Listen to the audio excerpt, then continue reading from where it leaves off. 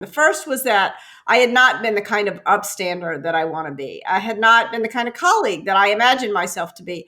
I had failed even to notice the extent to which she had to show up unfailingly cheerful and pleasant at every single meeting we had ever been in together. And, and that was, I hadn't even considered the toll that must take on her, the mental tax that must cost her. So that was number one. The second thing I realized in that moment was that I had been in denial about the kinds of things that were happening to me, and that if I was gonna address them, I needed to come out of denial. I needed to be able to notice reality.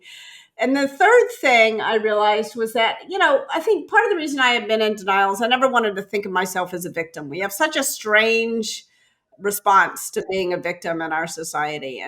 But even less than wanting to think of myself as a victim, did I want to think of myself as a perpetrator. And yet that was the third realization, was that I had sometimes said or done things that were biased, that were unfair to others.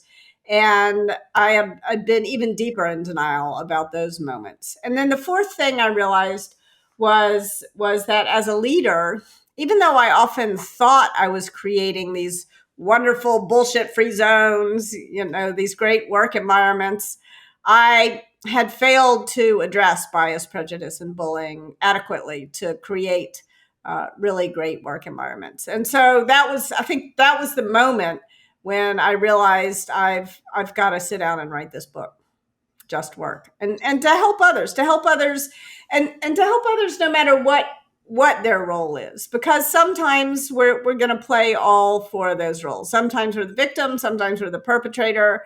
And it's tricky, by the way, writing a book for both sides, but it seemed important to do that. Sometimes we observe it and we want to be the upstander, but we're the silent bystander. And sometimes we're the leader.